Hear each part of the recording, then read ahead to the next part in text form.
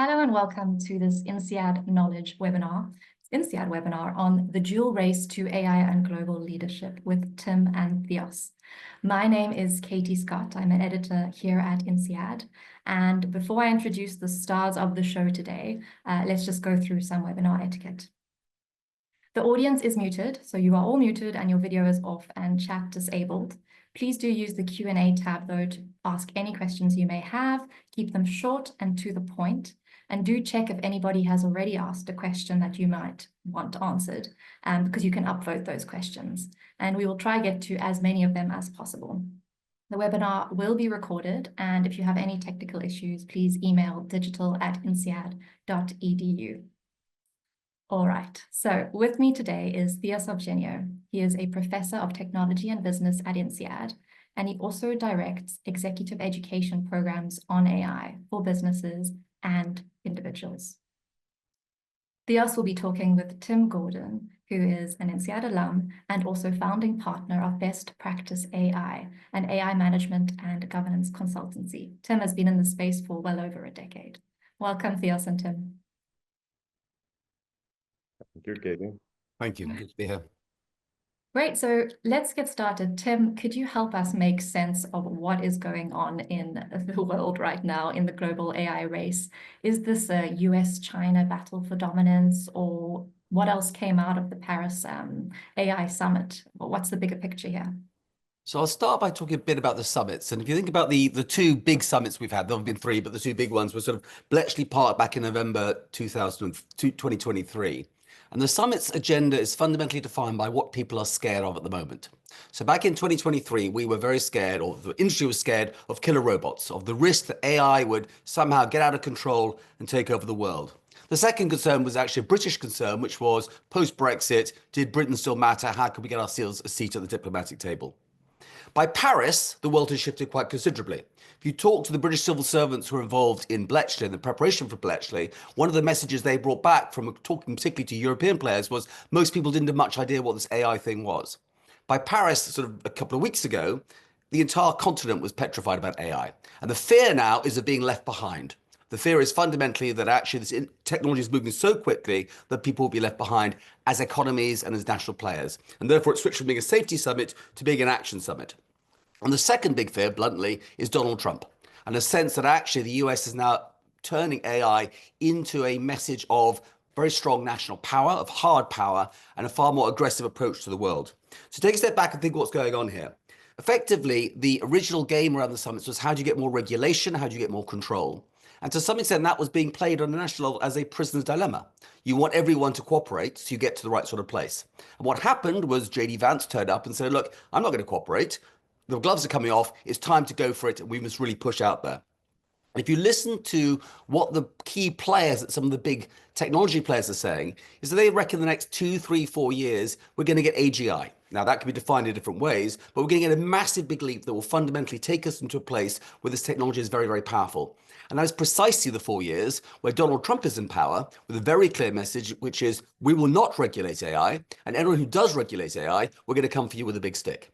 So we're in a place now where fundamentally America is focusing this as very much as a strong, powerful message in terms of going out there into the world. Now, America's had there's a certain element of hubris around their strength at the moment. They had a bit of a wake-up call with DeepSeek. And so China's emerged, as continues to play very strongly as a challenger to the US in this space. And there was a talk around DeepSeek being a sort of Sputnik moment for the US. The real Sputnik moment in AI was back in 2016 when the DeepMind team won the game of Go, AlphaGo, which was effectively one of these really big moments of technology taking steps forward. And ever since then, for China, AI has been an existential issue. If you're the Chinese Communist Party and you're looking at the future, you need AI for domestic control. You need it to make sure you can keep your population politically under control. You need it for your economic challenge, which is how do you get rich before you get old? So you need to really lean into the productivity against the demographic crisis. And you need AI if you're going to basically have a military revolution to step across the US and take control of the South China Sea. So for China, AI has been an existential thing. And in many ways, all the data until the launch of ChatGPT suggested that China was in the process of catching up and in some areas overtaking the US. So when you begin to think about sort of papers published, you think about some of the key areas, you can see real Chinese strength, particularly in, for example, visual ID and stuff around drones and so on. And actually, if Ant Financial had gone public in 2020, as it didn't, I suspect now we'd be talking about it as one of the most powerful AI players in the world. This has all left Europe feeling a little bit sort of exposed. And given that Europe has not treated this as an existential issue, it's been very much a regulatory issue. We've been very concerned about the regulation. There has been a model of regulation where effectively Europe comes up with some great ideas and pushes regulation out. GDPR, automotive emissions being great examples, which are then picked up by California, which adopts similar type technology in the US. And that dual regulatory process has driven higher standards globally. Now, Europe is therefore in a bit of a panic at the moment because of a sense that actually we're falling behind, a sense that actually China and the US are going to dominate the future, and looking to the 21st century, AI is increasingly being seen as the dominant apex technology of the coming century. The straw that I hear the Europeans were slightly grasping at Paris was the sense that actually open source was the future, that actually the DeepSeek had shown you didn't need to spend billions and billions of dollars, you didn't need a 500 billion investment in data centers to be in a position where you could compete. And that's very much the straw they're grabbing at. So you're going to watch the Europeans talking more and more about open source, and there's clearly some money going towards that. Thanks, Tim. Lots in there. I love you brought in the Sputnik being, of course, a British company, DeepMind. I'm not surprised. Good job there. And also, let me also react a little bit to a few things you mentioned. First of all, before I go there, even though we'll focus a lot and everybody focuses a lot on AI in US, China, and Europe, there is a lot happening in the rest of the world, in India, Israel, Singapore, Africa, Korea, Japan, everywhere. So we'll talk a bit about this later. Let's come back to this after I make a few more framing points over here. Second point I would like to make before I move on is that I believe that AI has its own dynamics. Science and technology has its own dynamics that sometimes, we cannot predict. Therefore, whoever the characters are there matters up to a point. For example, nobody could predict that we will be here today, and that's because of technology, not because of any politician or any policy in some sense. So we have to keep in mind that there is dynamics beyond the controls of the people, and we'll keep that in mind. It's very important in my view. Now, you mentioned a few things around open source and about also unfinancial, a few things there, which also link to some points we made in the previous webinar. For example, the open source means that now we probably, and also cheap, we expect probably models coming from all over the world. India is one that has already some, and the next summit is in India, so I'm curious also what you think about that one. What will be the theme then? What will be the fear then, in your view? But other than this, we see indeed that the US, JD Vance, are speeding up now. They're not slowing down. They change it's a new music, a new tune. Go fast. Very interesting you say this. Now, I'm going to make a couple of points about the letter that the UK and the US did not sign. So if you read this letter, it has a couple of points which are very interesting that I'd like to highlight. First of all, many people say or think that part of the reason they didn't sign is because there was these words around AI that will enable AI to be human rights based, ethical, safe, secure, and trustworthy. Okay, safety out of the window. Security is good. Security is about making sure that the AI systems themselves don't fail or don't get cyber attacked. That's in. Safety out, security in. And the US maybe didn't like that part because of the issue, the regulatory points you made. But I think there was another part in the same long statement that personally I find a lot more interesting and potentially bigger reason why the US and the UK would not have signed. I'm curious what you think, which use the following very, very interesting language. Let me read the sentence from the letter. This summit has highlighted the importance of reinforcing the diversity of the AI ecosystem. It has laid an open, multi-stakeholder, and inclusive approach. Now, I find it interesting because from the little I exchange with also my collaborators in China, I understand the language used by China around AI is about openness, collaboration, ecosystem. So this language of the letter is very, very China aligned. And I found it very, very interesting. I'm not sure what your reaction would be on this. Now, going back to what you mentioned about armed financials, and that was a Jack Ma kind of moment where it kind of disappeared, and the Chinese Communist Party kind of said, we are the boss, basically, right? So tech doesn't matter in some, it serves the system. Monday, there was this meeting of President Xi with all the big tech people, including Jack Ma and including the CEO of DeepSeek. And I see two very interesting quotes from people who were there. It was in the Financial Times article, at least from there, that highlight. It was about the part of the discussion was to incentivize innovation in service of the state, not for its own sake. And the other thing was like, this may now remove some policy risks in China. Well, question, is that the case or not? And if I broaden it further, who has the least policy changes risk around the different regions? And more broadly, the best institutions, financial system, legal system, etc., and culture, if I may add, for the AI era. US, China, Europe, or somebody else. Which system is more AI friendly going forward? And let me close with something which I think is maybe a theoretical statement, but very important behind all these things. I mentioned the language of the letter. I mentioned the language of the Chinese AI strategy in some sense, and the open source versus closed source kind of debate we've been seeing for some time, and we also discussed in the previous webinar. I'll quote something from the book that just came out last week, I think, by Bruno Machaes, which is a wonderful book I highly kind of recommend. I'm reading it as we speak these days, World Builders, Technology and the New Geopolitics. And here's a quote from him, from the book, but also from some interviews he gave online. No power is greater than the kind of power that can manipulate thoughts and ideas. This, in my view, is the nature of geopolitical power. And I'll come back to this later about what's the relation between AI, thoughts, and ideas. Reactions, Tim? I pose a bunch. I love the fact you brought up that Jack Ma is back. China suddenly once again realized that they need to lead into this industry, to lead into the space to get there. And clearly, the founder of DeepSeek had a bit of a hero's welcome, as I understand it. I think it's interesting. So Chinese regulation on AI in many ways is probably amongst the most sophisticated and complete in the world. And it's very strong. It lays out a whole series of things ranging from how should we deal with the technology itself, right through to how should we think about the job impact and so on, and if you like, the bigger long-term economic impacts. Clearly at the heart of that, though, is a very clear issue, which is about maintaining control as well. So making sure that, for example, LLMs are not out there saying things in funny ways. And we all spent a fair bit of time laughing at DeepSeek because, for example, it won't answer questions about, Winnie the Pooh or Tiananmen Square or President Xi. That said, I'm not sure that's purely a Chinese problem. If you check Google Gemini this morning, it will no longer tell you who won the US presidential election race in 2020. Because effectively, they're trying to withdraw all comments on politics because, if you like, AI has become increasingly politicized and increasingly sensitive.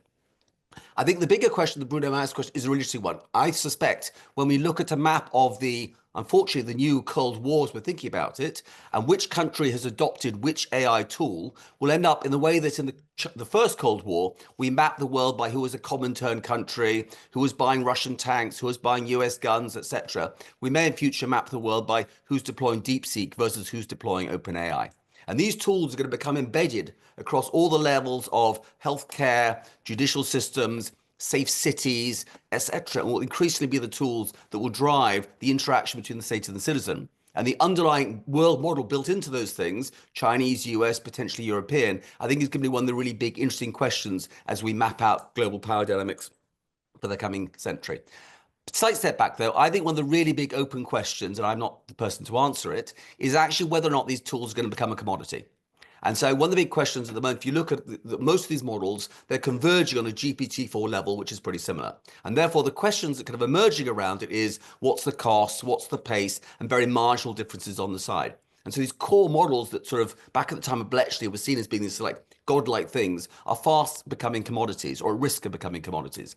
So I think one of the big questions is, can the US keep innovating such that GPT-5 or the next version of Anthropic is actually a big step ahead? If they can't do that, then I suspect you're going to move to a world where this becomes a commodity, and that will quite a big impact on the US ability to really dynamically lead where this industry is going.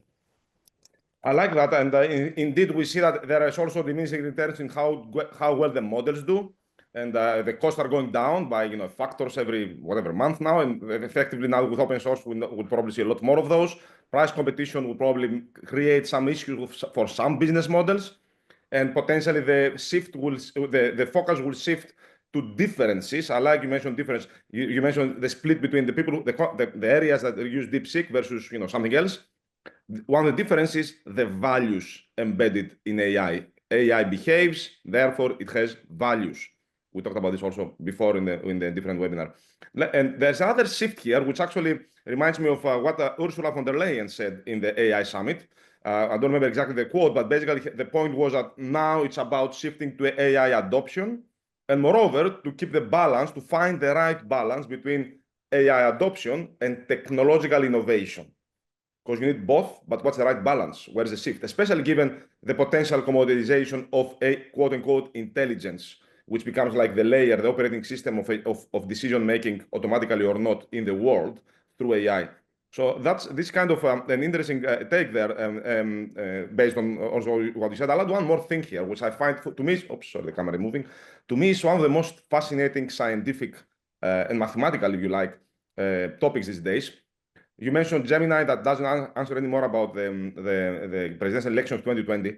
I was in an academic conference in MIT 2 years ago, and during coffee break, I was chatting with this academic fellow, who is a computer scientist, who was explaining a method he has been working on. It's a whole area nowadays, which calls dissection.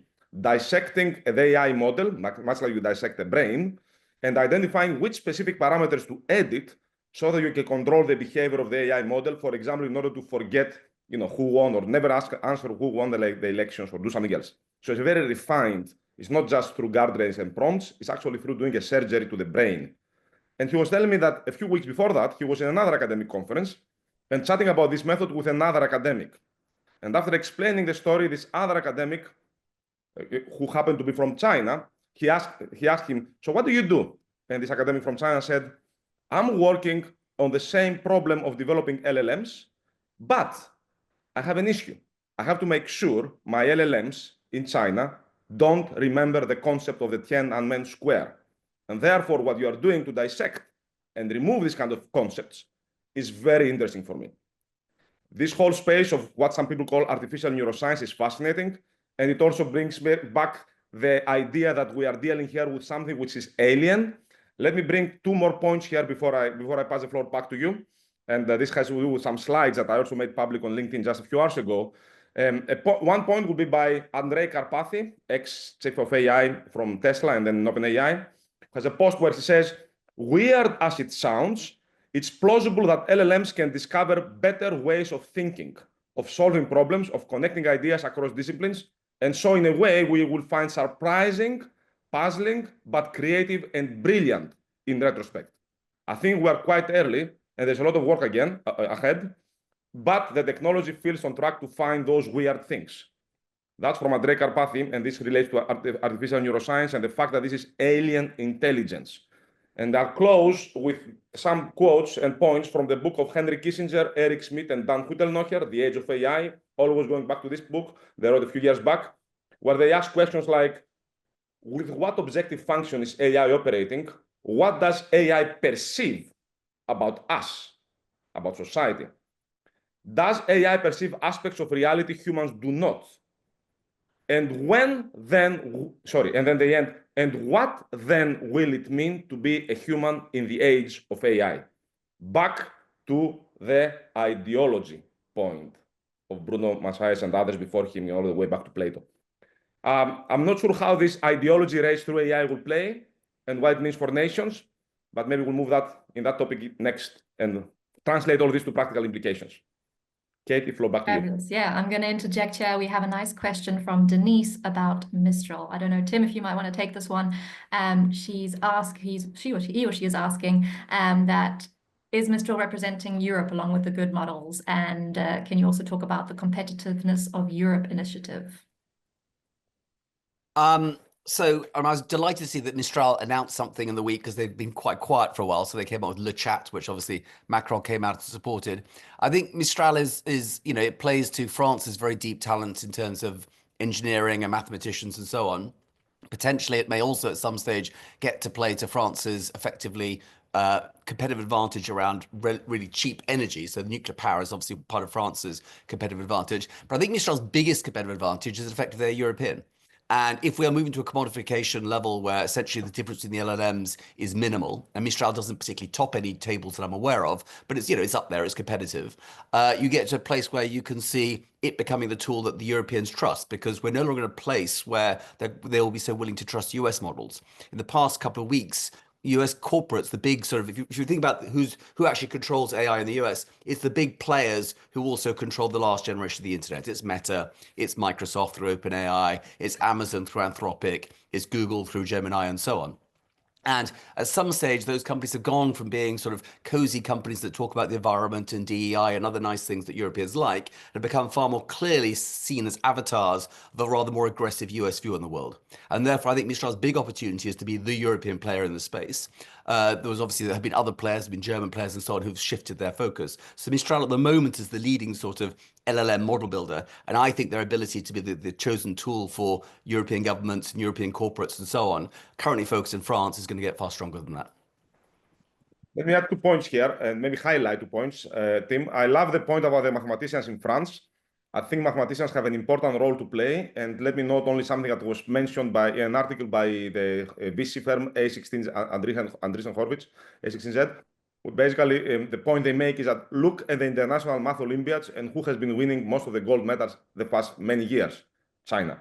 So France is very good, of course. They have most of the fields medals. But that's interesting because AI is about the model itself is about math. Of course, not the adoption. That's a different story, and we'll come back to this later. So I'd like to highlight this. And second, as you said, it's going to be the model the Europeans trust because it will probably have European values, although I'm not sure what this means because there is not the same across different nations. Even about that, there is no agreement in Europe. But that's in a sense part of the French idea behind the Mistral in some sense, to have the French values behind this that the Europeans can trust.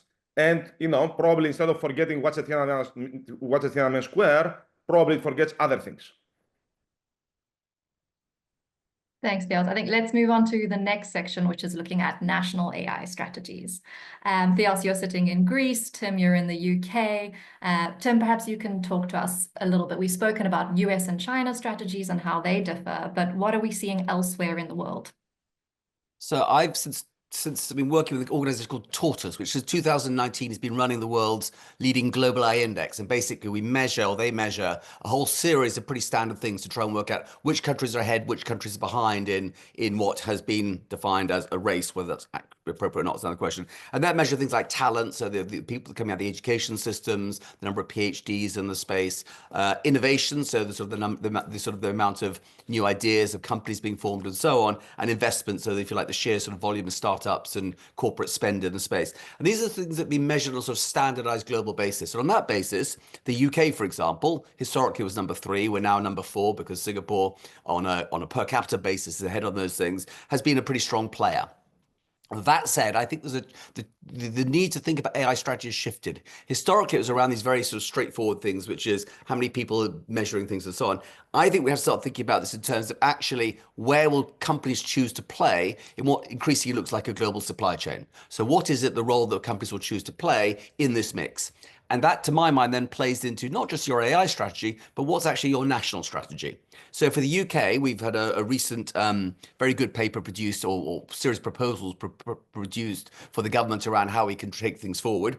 50 points, maybe too many, but still a lot of good stuff in there. But the things around, for example, data centers, which may be a competitive advantage for France, because France has got cheap energy and it's got, Macron's announced 109 billion worth of investment in the space, probably is not in the UK's competitive advantage. The UK's competitive advantage is going to be around data and IP. How do we take the sheer the depth of knowledge in the universities? How do we take our sort of rich sense of media companies and so on and create strong IP around the creativity? Second big opportunity for the UK is going to be around the Wimbledon effect, which is the UK may not have all the players or the best players, but people want to come and play in the UK because it's a good environment to win. And that'll be true both for talent, because the UK is one of the big places, inward pulls for talent, but also corporates. So big US companies coming to Europe, for example, their first location will be in the UK. So a Wimbledon effect. But finally, and I think this is one that we all are going to forget in the next few months as we get excited about what's happening globally, is actually the rule of law is going to be one of the UK's competitive advantages. And so the ability to say very clearly how you're setting out legal frameworks around AI, how you're providing responsible AI frameworks is something I think for the UK is a really big opportunity. Bigger picture, the UK is also slightly struck between sort of, are we cozy up to the Americans or the Europeans and so on? That is going to remain a choice that we're going to struggle to make and will be a real problem. But taking a step back, I think the real challenge for most countries increasingly is not what your AI strategy is. The AI strategy is going to cover 1%, 2%, 3% of your GDP. For a country like the UK, it's what it actually means for the UK's entire economy that's the real question. If you think about the UK's global competitive advantages, the UK's industries that we lead in, law, marketing, education, publishing and media, education, business services, consulting, and so on, those are all industries that rely on being able to argue well in English. The UK's competitive advantage is arguing well in English. We're the world's #2 exporter of business services. And what does AI do really, really well out of a box? It argues well in English. And therefore, there's a real challenge coming for countries like the UK, which is this is an industrial revolution. I believe at the end of industrial revolutions, there are more jobs at the end than there were at the beginning, but they're not necessarily in the same place. And so the conundrum for the UK is how do we get to a place where actually we protect and grow those service industries without finding all that has now moved to Dubai or India or somewhere else, as increasingly we face a really big industrial revolution. Thanks, Tim. I'll add to a few things you mentioned, which I love. First of all, I love the Wimbledon effect.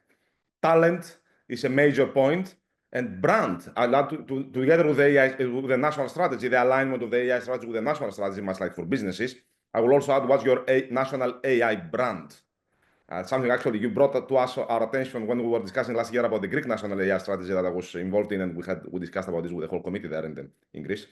So what's the national AI brand? Now this relates to talent really significantly, and I have a question. I'm not sure whether you want to answer this or whether we just leave it for the audience, but I'm feeling given the kind of talent the AI world needs, the mathematicians on the innovation side, the engineers, let's say, and the product and business entrepreneurs on the other side, I'm one who are basically, very excited and work 24/7, and they love reading, proofs and engineering and innovation, and that's what they excites them. That's the kind of talent that makes AI move. I'm wondering whether the European lifestyle is an asset or a liability because of adverse selection. Who selects to go to a place with sun and wine versus who selects to go to a place where the discussion is what's the latest model, what's the latest application, how can we build a new startup? That to me is a very important question, and I have no answer to this question. I'm just wondering whether it's something we should consider. And it's part, of course, of the culture and the brand. It's part of the strategy. Let me add a couple of more things here. You mentioned about regulations. Interestingly, it's also the question about kind of, is it top-down regulations or market-driven and standards-setting kind of quote-unquote regulations? The US is taking the second approach, which is also potentially easier to implement because it's more driven by the industry itself. But let's see how this balance will play. Add a little bit one more point around compute sovereignty. Relates to the ideology point that we mentioned before, if you like, in some ways, but also safety and national security, right? So that's another area which that the countries have to really think about very carefully. And finally, I like what you said about the entire economy. It's time for countries to speed up their adoption of AI in their business, in their economy, which, parenthesis, this is a place that we focus a lot at INSEAD. And I also personally believe INSEAD can play a critical role in helping countries and companies, of course, to do exactly this in coordination with all sorts of different, let's say, national AI centers around the world, Europe, of course, included. That's some comment. Yeah. How to react to that? The talent and whether people like drinking wine or not, I think it's fair to say that there are lots of startups in Europe working incredibly hard. You look at Eastern Europe especially, there's a real focus of people driving stuff, but also you talk to startups in London and Paris, there are plenty of people working hard. There may be a countercultural challenge. I think it may be as much about capital and about aspiration that drives people to move to the US. I'm struck by the number of startups I interact with in London who think through will be for London for the first couple of rounds, but then we need to go to America to get scale, to get the big capital and so on. I think the point that also strikes me about people is the next AI summit is going to be in India. And I think India is the sleeping giant of AI. I do some work, or have done some work with Evident AI, which basically tracks which of the big banks are best at AI, which of the big banks are basically playing a good role in this space. And one of the things that's always struck me from the data there is that actually there are as many people working on AI in for Western banks in India as there are anywhere else in the world. So I think they've got the second most talent after the US in terms of the volume of people. So there's huge numbers of people, obviously amazing education system, producing lots of great people. So that's the first big thing. The second thing that's exciting about India, obviously, is India's been building its data stack from the ground up. Sort of in terms of, it's almost a startup in terms of its data stack. And clearly AI is going to be a real opportunity to do stuff there. So I think we're going to get the next AI summit in India. I think that may be less driven by fear and more based about the sort of the big Indian opportunity. And I'd be very surprised if by the time we hit there won't be an Indian LLM out on the market. Clearly that will play to a sort of a patriotic nationalist political agenda, but equally it strikes me as being a very obvious thing for a country like India to do when they want to sort of build out these tools and deploy them more generally. So I think there's a really big, interesting opportunity coming in the Indian front as well. That I agree 100%. India is a very interesting. I like what you said. It's I don't remember what you mentioned, like a sleepy giant or something, or coming up giant. Yeah. Yeah, in AI. It looks like I agree with you 100% on this. A little bit on your on the financing point, absolutely. Financing is a big issue and relates, of course, to innovation, startups, entrepreneurship, and all that. But I want to really push back a little bit on the culture. You reminded me a little bit of the book of Kai-Fu Lee, AI superpowers, right, or something like this, super something. It came out 5 years ago or something. Where basically, if I remember correctly, he uses this term to describe the AI startup mentality and culture in China, which is like the arena. The arena, like, back in Rome, kind of people going there. What's it, like fighters or something? What's the name? I don't know the name. Gladiatorial battles, yes. Exactly, gladiators. Exactly, gladiators. That's what he's using. And I think we're seeing exactly these new AI gladiators being formed, much like the internet gladiators were formed back then. The AI gladiators being formed now in China. And that has a totally different, both financing and training and product and market and business and culture setup. Now, will the UK, will the US, well, the US, let's leave it outside for now. Will the UK, will Europe match this Chinese AI gladiators culture? I don't know. That's the question. But I think this goes back to the point I made earlier, which is the next generation of this essentially a commodity, or is it about high-end science and the big next jump?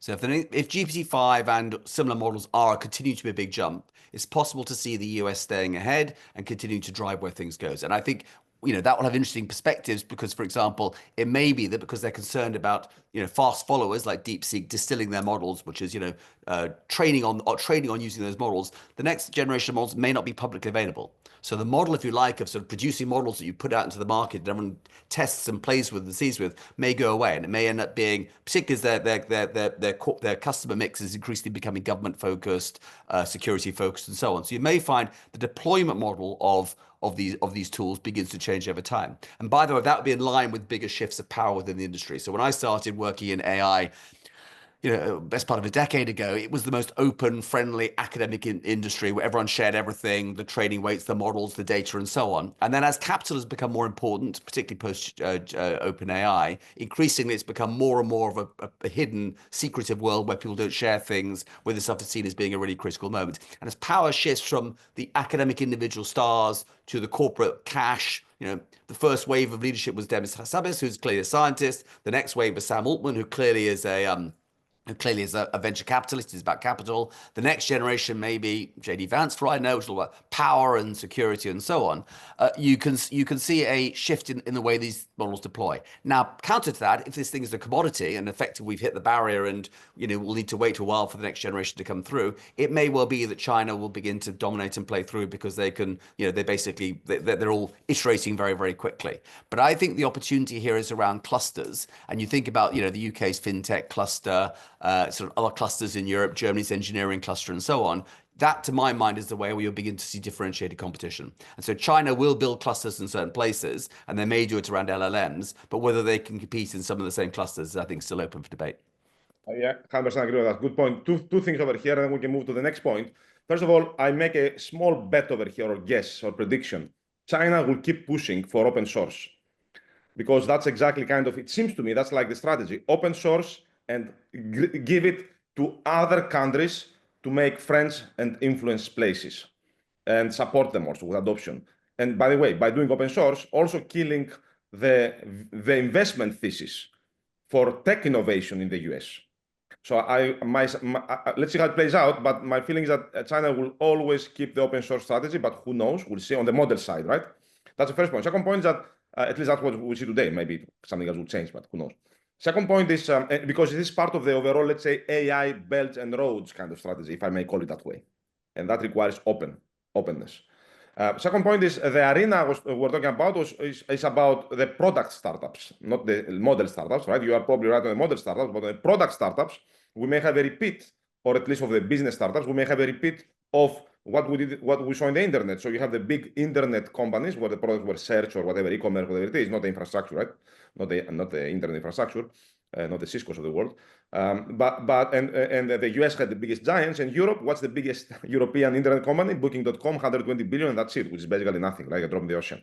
So we may have a repeat of that, hopefully not. At the same time, having said this, again, the adoption of AI in the industry level can create value at the industry level, at the more company specific kind of level, if you like. So, and the final comment, you remind me of some comment that Kai Fully also made. We were together in a panel at Davos, like what, 5 years ago, and we were discussing more or less similar stuff. And he made a comment that I found very interesting. We're talking about, public sharing, whatever, innovation. She's like, it takes us less than 12 hours. That was in our private discussion in the panel. Less than 12 hours to find out what's the latest in the US. We wake up, we go and search on the internet, and we see what they wrote, right? So, because this is about ideas, it's not about physical assets, and ideas travel very, very, very quickly. Having said this, probably Google has regretted to write the Transformers attention solving unit paper, but we'll see. I don't think that will be very difficult to defend. The ideas of math and will be very, very difficult to defend. So I think this goes back to predicting what's going to be the future, because clearly the sheer volume of capital is what's driven certain players being ahead. Now, you can debate DeepSeek, whether it's a $6 million or $1 billion to get there, but nonetheless, the paradigm, at least until then, was you need to put billions and billions of dollars into the play. The only people who can fundamentally afford this are the big US hyperscalers who can afford to drop $60 billion in annual capex spend and so on, which is beyond actually any nation state in Europe now.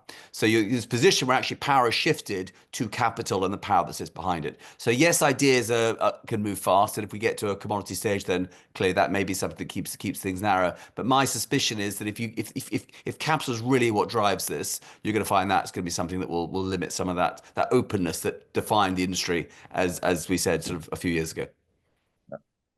Great. Let's go to the industry. Katie, floor back to you. Yeah, so let's bring it down from the national level to the industry level. Tim, perhaps you can talk us through what the impact on industries will be. We're having a lot of questions from the audience on the impact on the people that work in these industries. So if you also want to get into that, go ahead. Sure. So my day job is I help organizations think through how it will impact on their strategy and on their business and their futures. And I think the question I get asked most often, particularly at the beginning of the conversation, is what's everyone else in my industry doing? And in most industries, actually, the answer is that's the wrong question. Because if you're in oil and gas, for example, yes, you can find ways to use these tools to be slightly better at exploration and so on. And that may give you a 10% advantage, depending on data and so on. The real question is actually which functions are being impacted by this. And this is true across every single industry, which is marketing is effectively being blown up by this. You've got we've worked with teams in all series of industries where they can clearly see how it has a huge impact on their cost base, on the whole series of the search process, SEO, and so on. Coding is clearly being shifted, and you're seeing increasing numbers of people obsessing about what it might mean for employment rates in the industry. People like Google saying they're not going to hire any more middle ranking or junior engineers, and so on. HR is clearly in the process of being massively shifted by this, and legal and compliance. So these are just some of the industries, some of the functions where you're going to see a significant shift coming through. Finance, when you can get these tools to add up Excel spreadsheets properly, which we're not at yet, you can see how finance is going to be impacted as well. And you follow that through. Well, what are the industries you associate with this?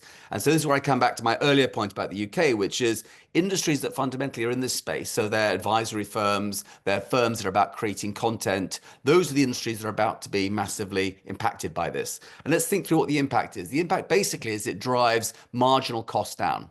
And if marginal costs come down over time, that will have an impact on, as I remember from my INSEAD 101, on prices. Pricing will come down. And if pricing comes down, you begin to see the impact on these organizations. Now, if pricing comes down, demand will go up. And so the opportunity here is really to say, okay, what do we do as an organization in a space where pricing is down, but demand is up? How do we restructure ourselves and organize ourselves to go out there and capture that opportunity? So for the City of London, for example, which at the moment thinks of its customer base as being, I don't know, 10,000 companies worldwide, 10,000 companies worldwide can afford to come to London. What is a proposition that's going to offer City of London services to 1 million companies worldwide? That's the sort of the strategic opportunity and the strategic challenge to think about. Impact on people in these industries. Well, most of these industries, and I think most people who leave INSEAD go and work in professional service firms, which effectively are pyramids. And lots of people join as, first accountants or consultants or junior lawyers, whatever. And they then spend the next decade working their way up the pyramid to be a sort of heroic survivor who's a partner who makes all the returns. And that pyramid is about to turn into a column, because actually those junior jobs at the bottom end increasingly don't need to be done, or need to be done with a combination of AI and people working together. And that's going to change the shape of those organizations. And don't forget, if we're talking about more demand and therefore a bigger legal market or a bigger consulting market, whatever it might be, actually you'll probably need more partners at the top. So really helping organizations think through how you prepare yourself for that in terms of workforce planning, training, and so on is one of the really big challenges we see. But to take a final step back for the INSEAD audience, at least, who may be working in this space, the big opportunity here is to rethink how these organizations work. So when I graduated from INSEAD in 2001, the dot-com boom was collapsing around me. And everyone was going, well, what was that about?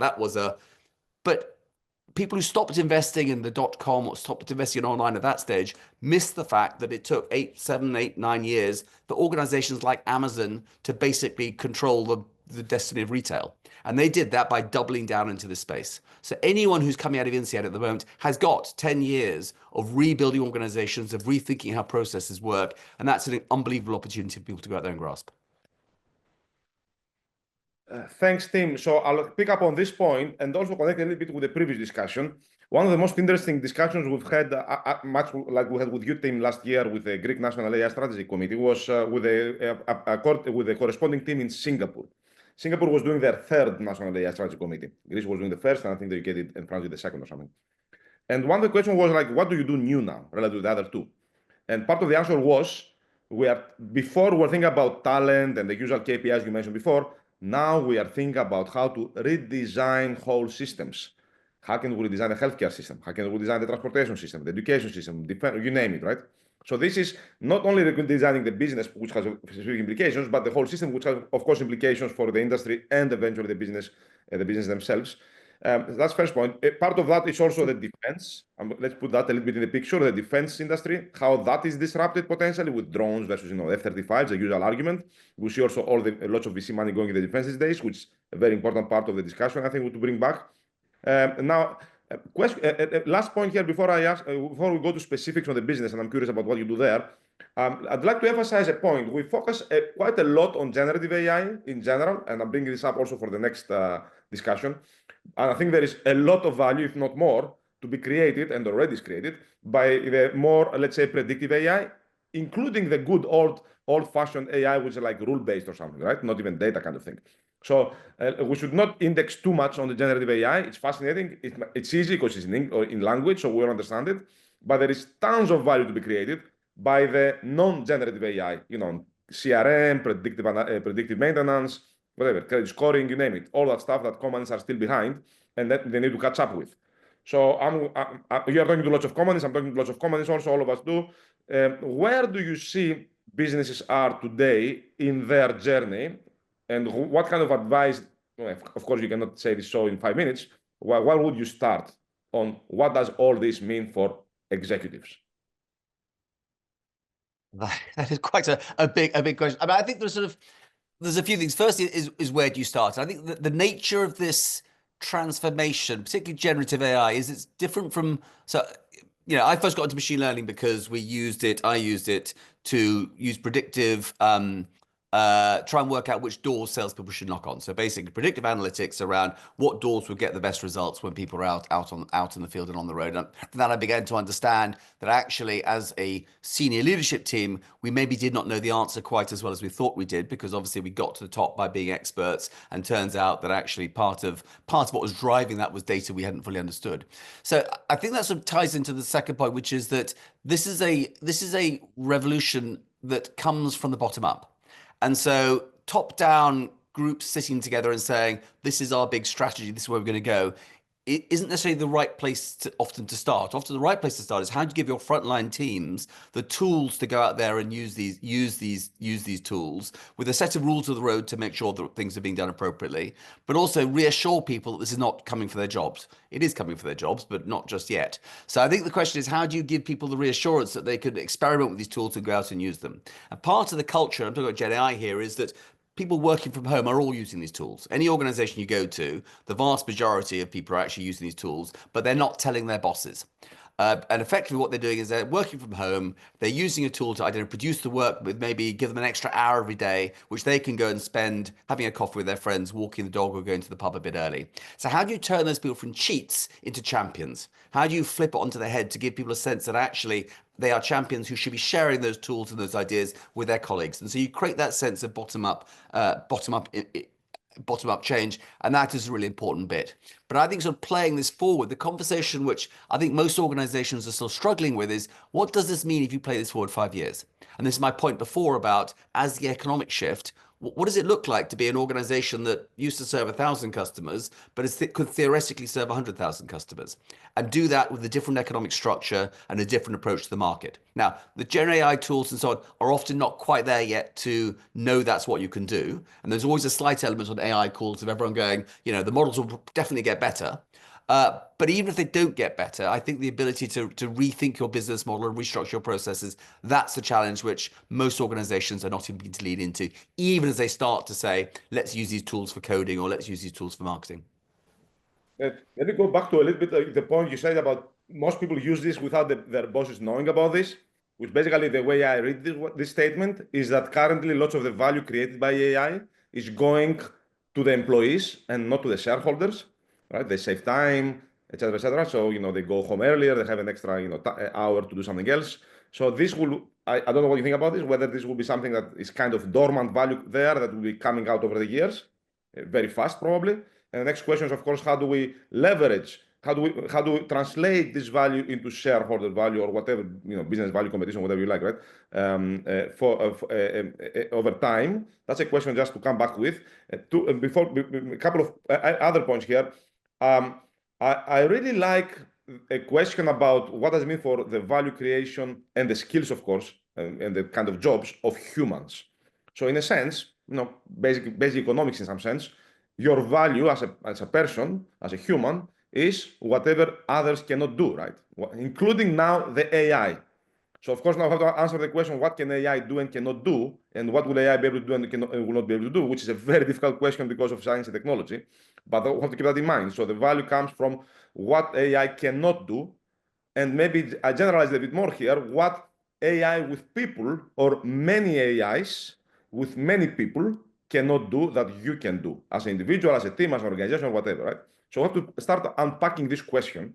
And now on this point, an area I'm fascinated with, and I'm also working very much on, is on the idea of having AIs, plural. And I, as people know probably, I call AIs alien intelligences, not artificial, alien. They're different intelligences, as Andrei Karpathy said, and the quote I read earlier. When you have an organization where you have 1,000 humans and 100 million AIs of whatever diversity and knowledge and skills you like, how do you manage that organization? How do you create value? How do you incentivize? How do you compete? And how do you differentiate as a company, as a team, as an individual? And these are the kind of questions I think we have to face, which is basically, which impact both the way we work, both the way we leverage AI to augment our collective intelligence, and at the same time also impacting the economics and the business models of companies, which is something I know you are very much working and interested in. And I'm curious also what you think now on the economics and the business models of companies, given we use AI. For example, SaaS companies are under attack. Why should I pay per seat? Why should I pay per time? Or consulting maybe also. Curious what you think about this. I don't want paper time because the time is zero, right? AI will do some stuff. So I don't know where you want to pick it up. Maybe I'll pass it to you on the economics and the business models, or pick up whatever you like. There's a lot to unpack. I mean, my mental model of a lot of this is that AI is going to do to services what China did to manufacturing, which effectively the proposition at the moment is it's cheap and plentiful. It's moved beyond that. It's now becoming pretty good, and we're all busy training these models to get better. So if you think about the sort of the 80s or the 90s, you heard stories about, middle managers who ran production lines in Wyoming going out to Shanghai and realizing they were training their replacements. All of us interact with AI are busy doing that at the moment. So AI is going to keep creeping up the value chain, and over time it's going to displace more and more people.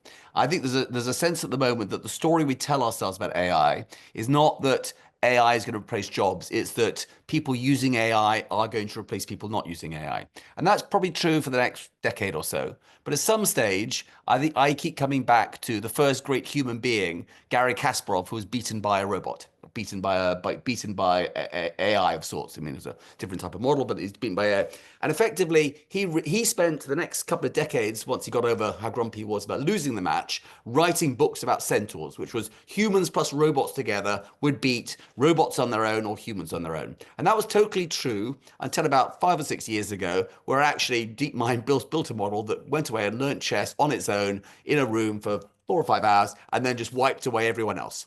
So I think we're in a Kasparov window at the moment where human plus AI is the winning proposition. And over time, tool by tool, task by task, that will begin to shift. So what are we left with at the end of that?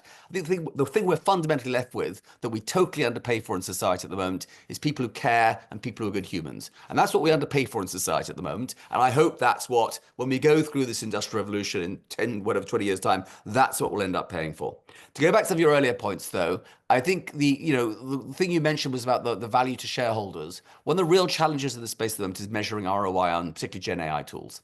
And I think the fundamental problem with that is we don't really have a good baseline to measure it against. So people, producing emails or writing marketing pieces or doing stuff in HR, it's very, very rare we've actually got a real sense of what a baseline is to measure it against. And so I think that's one thing that's making it kind of hard. And so you've got CFOs going, well, show me the ROI on this.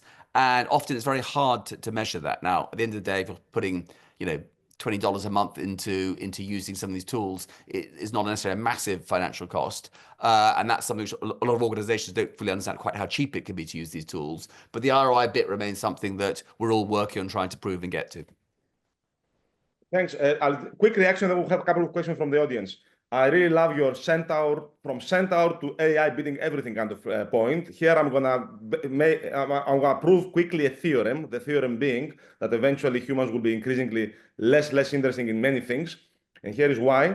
One of my favorite projects I'm working on nowadays, exploratory, is a project of developing, let's call them, for lack of a better word, digital twins of humans in specific contexts. So therefore, what would Tim say in this webinar, given what Tim said so far? Can your digital twin, based on whatever we said so far, Tim, and whatever we discussed so far, predict what your answer to my next question will be? It's a good question. A terrible thing to do, Theos. I can't describe how bad I think that is as a tool. Carry on. Well, a better test how far this works and see whether we can do better than that. That's the point here. So basically, we're pushing that boundary. That's one hang on, before you jump on, this is precisely one of the things that the great missed opportunity in Paris is we're accelerating into this stuff at a great pace and often not stopping to think what's appropriate, what's not appropriate. And if AGI is coming the next 3 years and we fail to have that conversation publicly, and maybe you're using this as a tool to have the conversation, which would be great, we just have to be kind of careful about where some of this is going, because that's the tool for misinformation at massive scale. Yes, and back to ideology a bit and controlling what we're thinking. I'll make a second point based on what you said. I really like about the value of caring. And actually, I would say maybe what humans will get paid for and what AI cannot easily do, but who knows, I'm not sure about this, I actually worked on how AI can actually do that, is imagination out of the box, or at least different type of imagination. Because again, AI is alien intelligence for us, and humans are alien intelligence for AI. So clearly, we have different types of imagination. So we will be paid for different types of imagination. And of course, to be imaginative and to be creativity, you have to care. And I'll quote here a beautiful 2 words that are hanging in the entrance of the Infinite Corridor in MIT. of the values of MIT. The most beautiful words in my mind. Curiosity plus excellence. I'll leave you there and maybe get some questions from the audience, Katie. Great. Yeah. So we've had a lot of questions on what this means for us, for everybody listening today. And going back to what you were saying, Theos, about the limits of what AI can do. Perhaps you want to start on that, Theos. We have YC Lim asking, could you share some points on what you think are the limits of AI, AGI that we don't have to worry about? Okay, first of all, personally, I don't like the term AGI. Humans are not general intelligence. Nobody's general intelligence. But there are some more sober definitions of AGI. Anyway, let's keep it on the side. Now, in terms of limitations and where, at least what I see, I mean, who knows? Nobody knows, but to answer the question, where I see we are as next steps in innovation is the following. AI, based on today's technology approach, the machine learning, will never, ever, with probability, 0 or 1, whatever you might say, will be totally robust. Meaning we will always be able to fool it because probabilistic. So therefore, the next question is how can we make it so that this fooling of AI is not possible, with at least high probability? We don't have an answer to this, and this has a lot of implications about new kind of cybersecurity kind of attacks, and also other implications that are very, very important for practice. And now that's the first thing. So we're moving toward making this more robust in terms of its reasoning and what it's doing. It looks like it's robust, but it's not. You can get one AI to fool another AI if you like to kind of really play for long nowadays. So now that's the first thing. So and the second thing is that AI doesn't have, there is something called the no free lunch theorem kind of thing. Basically, a version of it is like, it's hard to have everything at the same time. And it's hard to have the big picture about what is like, how do we approach the problem of finding a product to solve a problem, which is the usual product market fit kind of, or product development or product or need discovery, if you like, or market discovery that humans do. That's difficult today. Now, whether we will leverage AI to do this better, of course we will. Whether AI will be able to do this without us, first of all, impossible, because the AI has to discover what we want as humans, and therefore we have to play their role. And eventually we have to be able to work with AI to discover ourselves and our needs, the same way we've been doing it in business with marketing and innovation from Apple or whatever, right? You don't know you need something until you see it kind of thing. So we have to work with them to understand who we are, back to Kissinger, who we are and what we need, or what we need and we don't even know we need. And this will be a very interesting interplay to play. So this is a big picture kind of thing. So robustness, big picture in helping us understand what we want and develop. These are two kind of to begin with, right? But we can talk about this forever. Fabulous. Tim, I've got a question for you from Francisco. What do you see as key skills or experiences to future-proof oneself, your own career in the next AI chapter? Oh, Tim, you're on mute. Learning how to unmute yourself on these tools is obviously a key skill for the future. When I failed to master. Look, it's very hard to know exactly where these things are going.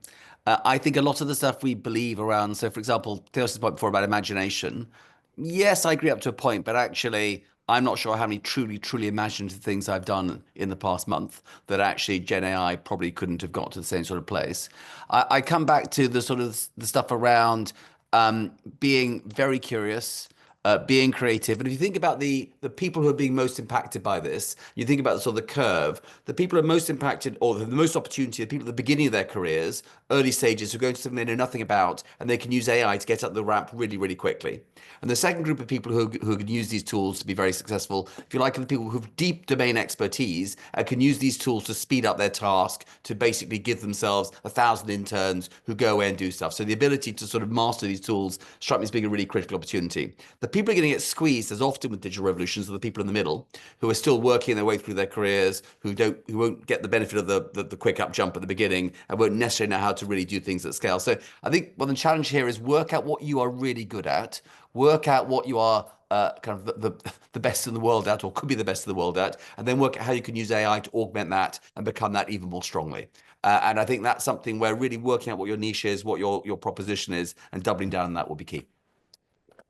There's a very nice article in The Economist I highly encourage people to see recently, we'll share somewhere, which shows that basically, which I think makes total sense, creative and higher curiosity people or more intelligent people, whatever you want to call it, will end up finding the most creative ways to leverage AI, therefore becoming a lot better and increasing the gap from everybody else. So intelligence, human intelligence, will remain critical. Katie, floor to All you. right, Theos, if you want to give a final statement, you have 30 seconds. Go. My statement is the following. Whoever controls AI will control the ideology and therefore will control the future. Tim? Very Orwellian. So my thought is, look, we're still very early in this. We're basically, if you think about this as being like the arrival of the internal combustion engine, we're at 1905. A little bloke is walking in front of the car with waving a red flag saying, slow down. In the next 20 to 30 years, AI is going to do terrible things. It's going to ravage the environment. It's going to kill people in wars. But we have the opportunity to also make sure it's something that works well for all of us. And the people on this call are precisely the sort of people who will have the ability to define where things are going to go. We're the first generation to be impacted by AI. We're probably also the last generation who can impact on where it goes. So you've all got that opportunity. Take it, please, for the good of ourselves and our children. Thank you, Tim. Thank you very much. Thank you, Katie. Thank you, Tim. Thank you, Theos.